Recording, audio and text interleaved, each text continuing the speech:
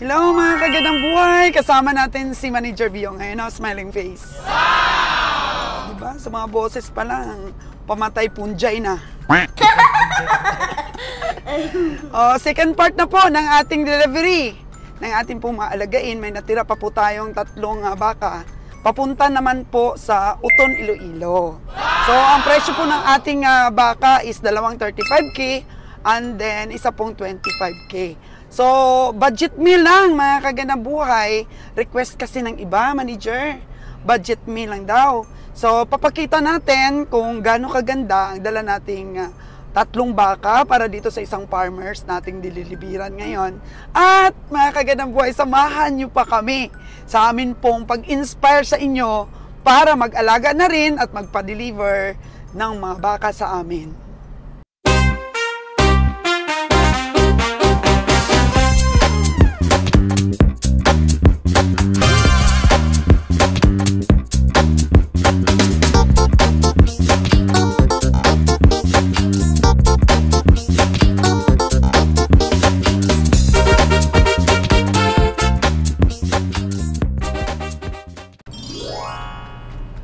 Sabi ko nga, Manager Bio, ang daming baka sa stockyard. Pero mahirap pumili ng pwedeng gawing materyales. Kagaya nitong ating i-deliver ngayong 3 baka. Kasi hindi lahat doon sa stockyard. Puro magaganda, puro may lahi. Yung iba, native rin, Manager? Pinipiling-pili talaga yung mga baka. Hindi na lang ngayon. Ganda, no? Kasi yung native, matagal, mapakinabangan, matagal lumaki. Nakita mo ba yung baka kanina ni Captain Constantino, yung galing Subel? Oo. 4 months lang. Ang bilis lang lumaki. Tapos, within 4 months, buntis na. Nagpahit na kaagad. Tapos yung isa, kakakasta pa lang daw. So, itong dala nating 3, ano ito? Upgraded na. Tingnan natin mamaya ang itsura. Kung ikaw, farmers, anong pipiliin mo? Malaki na ba o ganito lang na budget me lang? Depende kung saan kaya yung budget mo. Diba? Depende sa budget, no? Depende sa budget. Kaya. Kasi kung i-search Constantino, parang malaki na ba? Madali na lang mag-hit. Hindi na siya maghintay na matagal. Pero mas maganda yung malaki na. Mapakinabangan agad. Depende sa budget na. Depende sa budget. Kung kasi marami budget. Ito, 35K. Sila na lang magpalaki. 3 piraso. Ang oras mo, ang i-google mo. Kasi gusto mo budget meal. Pero kung gusto mo madali na lang mag-hit, edi yung medyo malaki-laki na. Mga 50,000 up. Kagaya kay sir na yun, corridas na lang yun eh. Yung buntis, binigay rin na kabiyahin ng 65K. Mga anak na yun. Bali, ano na lang ba, package na lang yung pagbigay. Corridas na lang. Kasi mga 2 months ang pag-alaga ni kabiyahin yung iba. Na-deliver na yun. So, piling-pili yun nyo. Okay yun. Magaganda yun kasi yung iba dong magaganda sa ating farm sa Negros, sa ating pahingahan kay Sir Jaden Alexander po ng abroad, taga-abroad po yun na nagbigay sa atin ng kutipunan para po makita rin niya yung mga bakang binili niya na inalagaan natin ng maganda. Bilis ng lumaki. Kaya pakita natin mamaya. Tsaka baka may mga baka na rin itong farmers na to. Wala akong idea dito eh. Basta na lang i-deliver natin. Kasi para sa ating mga viewers, kumokontak sila kay Kabeng Roger kung gusto nilang magpapili. Halimbawa, kontakin nila si Kabiyahe. Kabiyahe, pilian mo kami ng babae, ganyan. So, ang telephone number po ni Kabiyahe is 0939-1522-836. Ayan, pwede po kayong tumawag kay Kabeng Roger para po mapilian po kayo kasi nagmi-messenger sila, nagbi-video call para makita ng mga umu-order yung mga baka. Kung okay ba sa kanila. Tapos, pinupurga na natin doon po sa ating pahingahan at talaga inaalaga ang mabuti. Ini-inject na rin ng vitamins para eto, maganda at mas lalaki pa pag na-kondisyon. Ikaw, may balak ka rin ba? Sa future. In the future. Ayan. Lahat naman ng nanonood natin eh. Marami naman ditong nanonood sa mga vlogs ko na may balak pero in the future pa. Kagaya ni Manager Mio. Okay, dito na po tayo sa Uton, mga kagandang buhay. Ang Uton po ay sikat sa farming, sa mga gulay, sa mga pakwan po, mga kagandang buhay. Sikat po.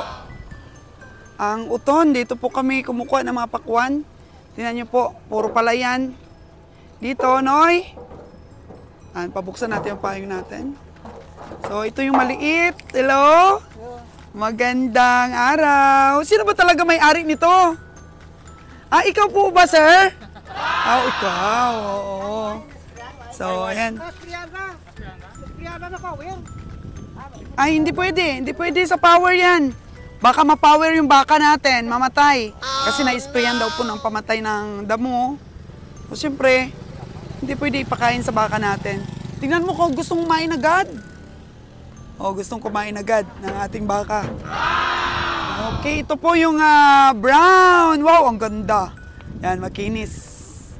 Mataas ang mga paa po, mga kagandang buhay. Yan po ang 35K. Hindi naman po.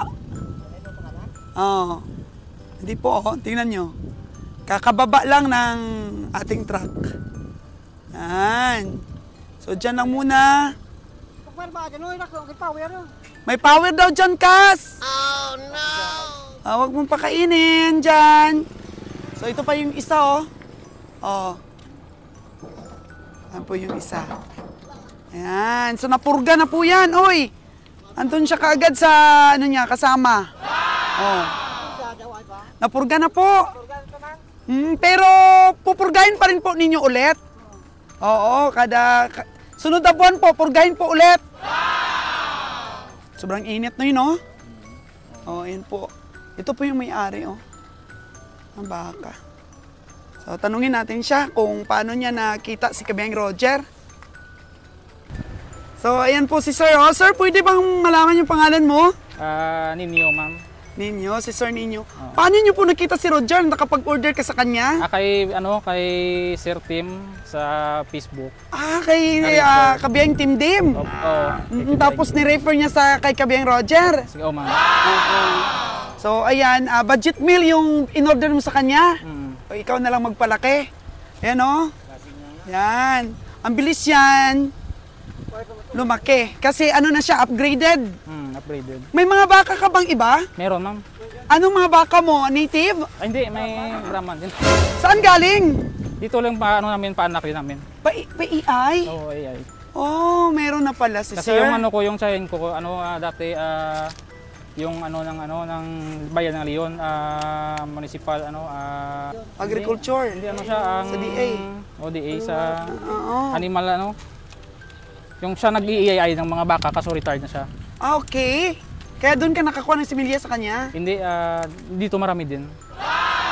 So may mga upgraded na rin dito? Meron din, ma'am. Kaso bihira lang. Kaya ang ganda niyan dahil gusto mo mag-farming at marami tayong maiinganyo. Siyempre yan, palakihin mo. 3 babae lahat? 3 babae lahat. Yan. Tamang-tama po yung diskarte ng farmers natin dahil babae lahat. Pa-EI mo. AI lang lahat, ma'am. Yan. Kasi makakatipid ka dahil may EI naman. May AI. So, kailangan babae lang. Walang problema ang mga upgraded na mga babae kasi ang EI, naman siya, 100%. So, marami dito sa amin na, sana, dumami pa yung baka mo. Ayan. At ang kay Sir Constantino, makikita mo sa vlogs ko, 4 na buwan lang niya ilagaan, nag-hit na eh. Ang bilis lang na baka dumami. So, ayan. So, alam mo naman kung magkano, yung baka mo? Oo, ma'am. Oo. Dito, ma'am. So, ayan. Kasi medyo malayo yung Utondong. Malayo, ma'am. Tapos babalik pa kami doon sa Lucena para mahatid namin si Cas. Saan niya sa'yo, Cas? Saan niya sa'yo? Dingli. Dingli. So, hindi kami dito pwedeng, Antiki na ba? Antiki yung Hindi malayo pa, ma'am. labasan, So, balik talaga kami doon. Medyo malayo ang uton, no? Kaya medyo pricey din ang pamasahe mo. Malayo eh. Yung una sana yung sa Batangas, 3 sana yung kukunin ko kaso hindi natuloy. Bakit? Iwan ko kung ano, nasa barko pa ko noon eh. Eh ito nakita ko sa live ni Sir Roger. Pero ano naman, babalik naman si Roger dun sa Batangas. Pwede ka pa rin kasi maganda doon kasi ano na, full blood. Pure. Tingnan mo yung aking vlog sa para makita mo yung baka ngayon ni Sir Constantino dun sa New Lucina. Dalawang babae na subel at isang lalaki yung binili niya. 4 months na niyang inalagaan, nag-hit na yung dalawa, buntis na. Oo, bihira lang yung subel naman, 100,000 no? Yung subel. Ang subel ay 120. 120, yung lalaki, yung babae. Oo, ang lalaki. Lalaki. Oo, tapos ang babae nasa 100, pero ikaw magpamasahe. Oo, yun ang pero bihira lang sila maglabas ng babae. Kaso mailap no yung subel no? Oh no. Yun ang mahirap. Kaya medyo si Kabayang Roger nga medyo nahirapan pag-transport noon sa subel. Kasi ano sila eh, free range eh. Pero ngayon, okay naman yung kay Sir Constantino. Oo. So, ayan po yung mga baka natin. At alam naman ni Sir na malayo ang Uton. From Negros to Uton. Babalik pa po kami doon sa pinanggalingan natin kanina. So, Sir, ano yan? Gutom. Gutom talaga yan kasi last meal nila kahapon pa. Yan. Ang ganda. 25K po mga kaganaboy yung maliit. Yan, by 5,000. Tsaka ito 35. So okay naman dahil kumuha ng brown dahil ito EI din po ito.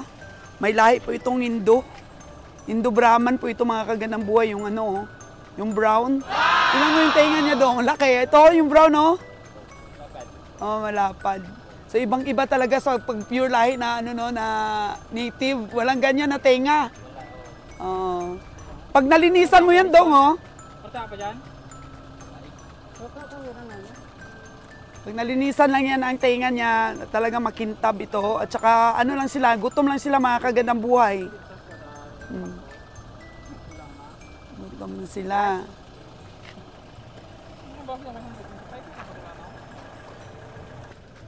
Okay, binilang ni Cass ang ating money. Money na yun, Cass! O, di ba nakaka-inspire mag-alaga? Nagkakaroon tayo ng money. Si Sir po ay, ayan. Yan po, Saltida Store. Oo. I-online na lang ni Sir. Bank transfer na lang po ang 9,000 na kulang. Yan mo si Cass, oh. Mamaya niyan si Cass mag-alaga na rin ng baka yan, eh. Siya ang ating kahadiyero. So, okay na? Okay na, mama. Sige, salamat ha. Check ko na lang yan. So, mga ilan ang baka mo ngayon, Sir, na alaga? Isa lang, kaya pala. Lalaki yun? Oh, very good. Pero ipa-EI mo pa rin, Sir. Okay lang, sigurado. first na ano, no? Na, oo. EI talaga para sigurado. Ito kasi, Sir, may pagka-Indo. Ayan o. Indo Brahman. Yan yung brown ba? Oo. Mga ilang buwan ba ito mga ano Mga 5 pa siguro yan. 5 months pa. Di naman, Sir, ah. Ang edad? Hindi, mag-hit yan. 5 pa yan. Malaki na yan, Sir. May sakto eh. 1 year. 1 year? Ay, wala yan. Batang-bata pa yan. Oo, wala pang 1 taon yan. Ito nga, kakawalay pa lang yan, no? Nung binili ni Roger. Tapos inalagaan, Sir, ano mo, Sir, ipurga mo siya. Kasi ayan, no, yung ano na, kulang pa siya sa purga. Oo. Kulang pa yan sa purga. Purga mo ulit, Sir, pag nakapahinga. Kasi baby pa kasi siya, bagong walay. So, isang purga pa lang. So, kailangan pa yan, bawat buwan, purgahin pa. Bagong walay pa lang yan. Tingnan mo, malaki kaagad siya. Ito ba yung mga binili ni Roger sa Bakong, Cass? Bakong. Alam mo naman yung Bakong? Negros Oriental, no? Oo. That is Oriental. Malapit na yun sa Dumaguete. So, ayan. Thank you so much, Sir. Ayan. Andun pa, malayo pa. Kaya sana marami kang ma-inspire dito. Binidyo ko si Sir. Maraming ma-inspire si Sir na magpa-deliver din.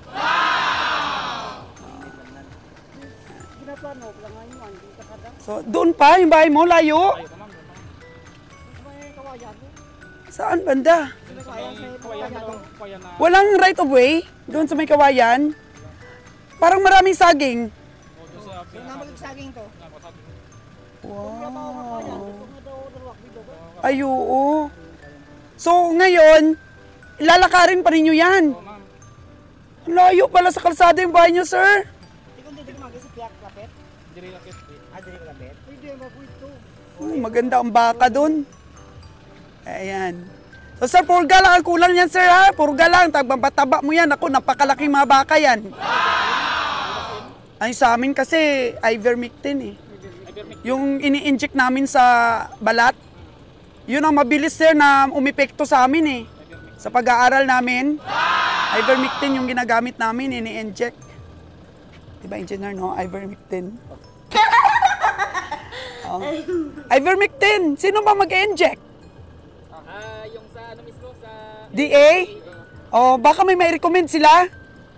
Mas maganda pa. Tapos sana kung may cattle feeds kayo, no? Wala kayo mabilhan. Damo lang. Oh, pero mas maganda, sir, kung mabigyan mo kahit na feeds. Oh, cattle feeds. Oh, sir. Kung may cattle feeds sana, mas maganda kahit na kalahating kilo kada araw. Oh, kahit kupramil lang, sir. Yung iba, feeds ng baboy rin sa kanila, eh. Yung iba. Alalay lang ba sa tubig painom? Pero iba pa rin talaga, sir, kung may feeds konti. Para lagyan ng asin, tapos higop nila, iba talaga. Ang bilis lumaki ng baka. Oh. Ang bilis lumaki niyan pagka pinainom mo ng feeds. Kalahating kilo lang, sir, sa isang araw. Alalay lang ba hanggang sa paglaki nila? Hanggang mag-hit sila. Oo. Magbabaking po kami, mga kagandang buhay, oh. Tingnan nyo, layo pala ng bahay nila dito, so ilalakad. Lalakad pa nila. So, ayan po ang aming pag-deliver naming mga baka. Thank you so much, sir, no, na video pa. Ang laking bagay itong video na to dahil maraming makakakita, ma-inspire sila na mag-order din dahil mahirap din kayo, sir, maghanap ng baka na pang materialis. Kaya, yan sa'yo, mapalaki na yan. Ito sa... Mga 45 na yan. 45 na. O, baka masubra pa. Kasi may lahi, eh. Kaya, sir, padamihin mo, sir, tapos pwede mo ibenta sa Leon Livestock Auction Market. Tapos kung madagdagan mo pa, di ba, pag makaipon-ipon ulit, budget me lang. Kung may mag-alaga. Ay, yun ang hirap, no? Mahirap daw pag walang mag-alaga. So, sino mag-alaga ngayon ito? Sa tatay? Oo. Tay, masarap, maganda sana may feeds kahit kalahating kilo lang sa araw, no? Hanggang alalay lang ba muna, tay, kasi stress sila sa biyahe. Tapos medyo maliit pa sila. Oo, tataba talaga sila, bibilog. Gaganda ba, hindi magbabansot. Mahirap kasi pag mabansot, hindi mo na mabawi. Oh, no! Yung time ba nila na sana lumaki sila, di nila mababawi pag nabansot. Kaya alalay feed sana. Oh, mapugoy ba? Mapugoy. Bisaya ba? Mapugoy. So, sana maraming makakita dito sa Uton, all over sa mga amin pong dinadaanan ng truck. Kahit ito nga, hindi na ito dinadaanan ng truck, eh. Thank you. Oo. Okay. So, ayan po, maglakad daw sila. Ayun pa yung lakaran nila, no, yo.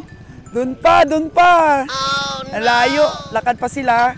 So, satisfied po ang ating farmers na nakabili sila sa atin. Dahil kung sa Leon, Iloilo daw sila bibili ng ganito pong upgraded, ito pong binenta natin ng 25,000 sa kanila, nasa 45K na daw ito. So, thank you so much. At mabuhay po mga farmers. Ayan, tatlo din ang baka. Oh. Satisfied sila kasi yung 35 daw na yan, pag may lahi, nasa mga 55 na daw dito. Tsaka yung 25 na yun, nasa mga 40 to 45. So, malaki natipid nila at saka tayo rin masaya. Dahil nakapagbigay po tayo ng serbisyo sa ating mga farmers, kumita din tayo. Ayan. Oo. Layo, isipin mo yan. Oh. Grabe, no? Isa pala siyang seaman, tapos gustong makapag-invest din ng pag-alaga ng baka dahil balak nila, puro damo lang pakain nila. Pero in-advise natin na sana may maalalay ba muna na feeds kahit kalahating kilo lang sa isang araw. sa bawat isa para mabilis ba ang paglaki, hindi mabansot ang ating mga baka. Tingnan mo, maamo sa kanila, oh. Yan. Nagustuhan pala niya yung brown. Actually, yung brown, ang laki ng tenga. Maganda rin ang genetics nun. Pero yung dalawang puti, yung maganda, oh. Yung brown, yung medyo malaki-laki. Oh, yan. So, yan po yung pag-deliver natin, mga kagandang buhay. At binidyo natin ito para makita ninyo na pwedeng-pwede po kayong umorder sa amin ng mga baka. At your service po, mga kagandang buhay, si Blue Hilux natin, ang atin pong service. So, baybayin natin ulit ang pabalik. At mabuhay po tayong lahat ng mga farmers.